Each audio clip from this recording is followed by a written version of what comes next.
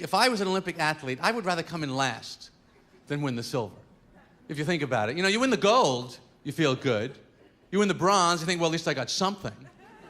But you win that silver, that's like, congratulations, you almost won. Of all the losers, you came in first of that group. You're the #1 loser. We will have so much winning if I get elected that you may get bored with winning. I agree. You'll never get bored with winning. We never get bored. It's arrogant meddling. It's what got us in trouble in the first place. Doesn't anybody understand that? Something like, I am a god. Everybody says, who does he think he is? I just told you who I thought I was. A god.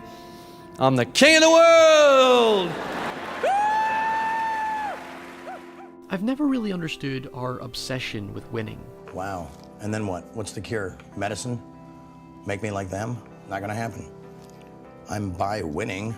So many of us believe that we should strive to be at the top of the mountain, better than the person behind us, pushing to become greater than the person in front of us. And even this strange mentality that everything in life should deliberately revolve around some sort of challenge. While Inside Out taught us that it was okay to be sad, a decade ago, Little Miss Sunshine taught us that it's okay to just be yourself. I remember reading this interview with Arnold Schwarzenegger. It's actually quoted in the book, where he said, he was talking to a group of high school students, and he said, if there's one thing in this world I hate, it's losers. I despise them. And I thought, there's something just so wrong with that attitude. Like, there's something so, like, demeaning and insulting about referring to any other person as a loser. And I wanted to, Richard is the philosophical antagonist of the story. I wanted to attack that idea that in life you're either going up or you're going down. It's all about, status and impressing other people. As screenwriter Michael Arndt describes, reality media has instilled and even reinforced this false assumption that in society, only one person emerges as the winner and the rest of us are condemned as losers. It's a very destructive concept, the idea that we have become so obsessed with competing with others around us that we forgot what really matters. Whether we are driven by unaware self-superiority or self-consciousness, we spend so much time comparing ourselves to others or the expectations of society. But what's really important is that we don't get swayed by worries of judgment.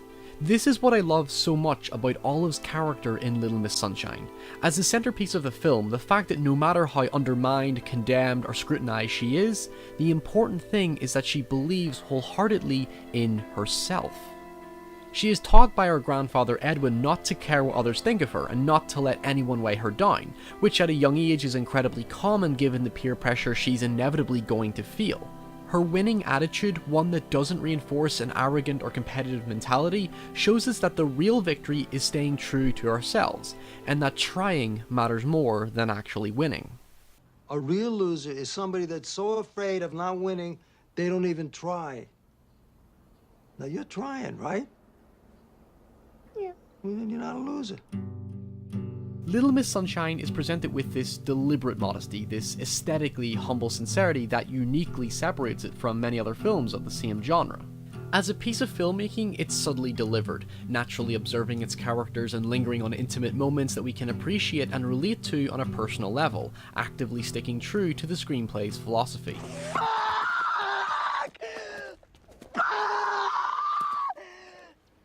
But it shows us how powerful ideas and the people around us can be. For example, the film opens immediately with the captivated eyes of Olive, who is fixated on the television screen, a window into our most prized pastime obsession. She gazes in enchantment as the new Miss America is announced and begins to mimic the motions of the winner.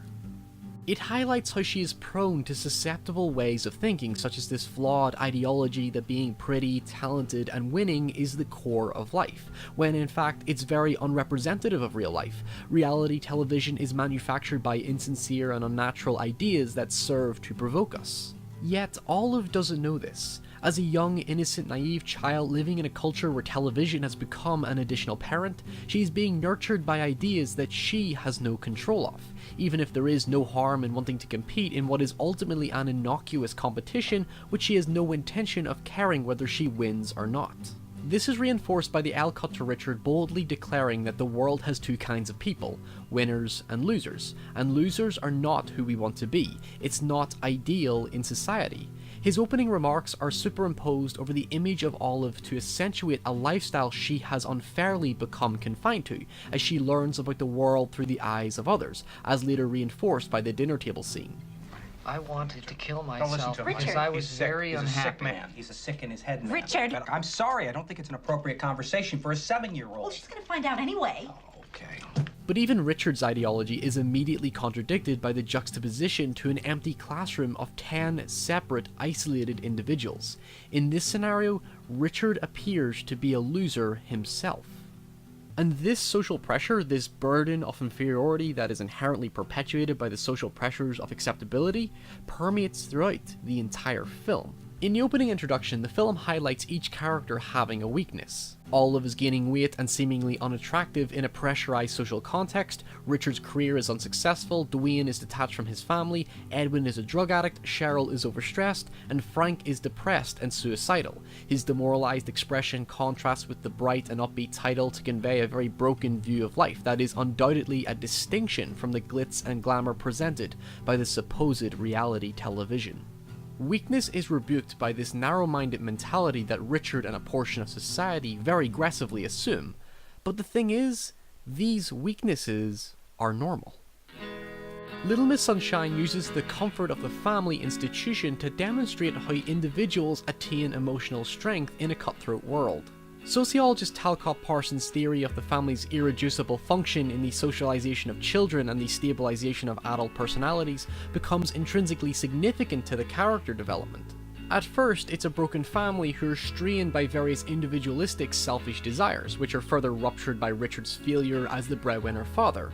He attempts to pass on tainted concepts to his children, while Cheryl struggles to maintain her motherly role within the family to balance Olive and Dwayne's nurturing. Listen, it is too late. No, it's not too late. You're the mom, and you're supposed to protect her. The children lack parental support, which is resided to the nonchalant grandfather and depressed uncle, who have very different ways of interpreting life. Yet throughout the journey, the Volkswagen minivan becomes a symbol of the family coming to terms with their inferiorities. The minivan's constant malfunctioning encourages the family to unite as one collective team with a winning attitude to help get the van moving.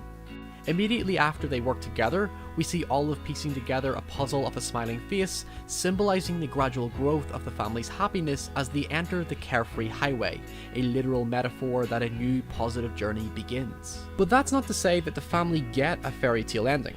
If the film ended with everybody getting what they wanted, then the characters and the audience learn nothing from their experience. In many feel-good or inspirational films, there tends to be a rhythm to their delivery, making us like the characters, then present them with a relatable hardship to overcome, and by the end, everything works out perfectly so that they live a happy life. Little Miss Sunshine is more human than that. By the end, nobody necessarily gets what they want, but they become comfortable with themselves, and accept that when bad things happen, you just have to stay strong no matter if the odds are stacked against you. Olive doesn't win the beauty pageant, Dwayne can no longer become a test pilot, Richard doesn't sell his self-help program, Frank's collapsed relationship with his ex-boyfriend is never resolved, Cheryl is still seemingly overtaxed, and hell, Edwin doesn't even make it out alive. But by the end, in spite of all their upsets, they accept their misfortunes and inabilities and move on, which is actually a major aspect to life, learning to appreciate who you are and not let anything stop you from being happy in your own innocuous way. Edwin left the world leaving his mark on the family, which is this notion of finding a happy medium. Whether we fight our complex of inferiority or superiority, in the middle ground is being happy and confident with who you are, despite what the world thinks of you. Edwin doesn't care what others think of him. He doesn't believe in the social stigma of winning and losing. He only cares that he's happy with his life. Luckily for Olive, Edwin transmits these values onto her, which gives her the confidence to be herself, which in turn inspires her own father, who by this point in the story has just become completely disillusioned by everything he believes in. When confronted by the repugnant and unpleasant world of winning and losing symbolized by the beauty pageant, Richard effectively puts aside his uptight demeanor and embraces his inner carefree self, the attitude his father truly believed in.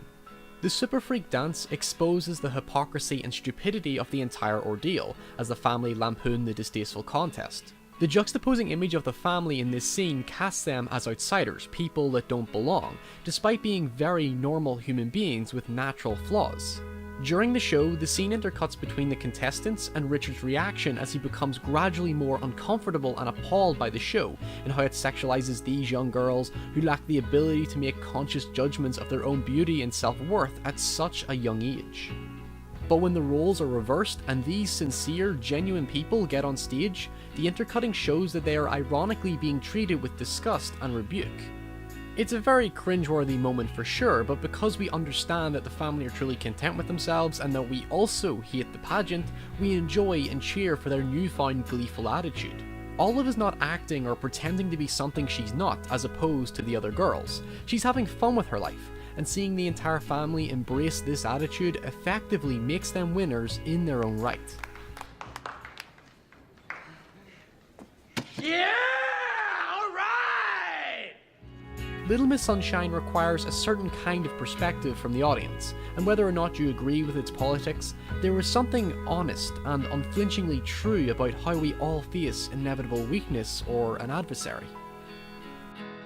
But it's how we crawl our way out of this negative feeling and embrace our imperfections that truly shines brightly in Little Miss Sunshine.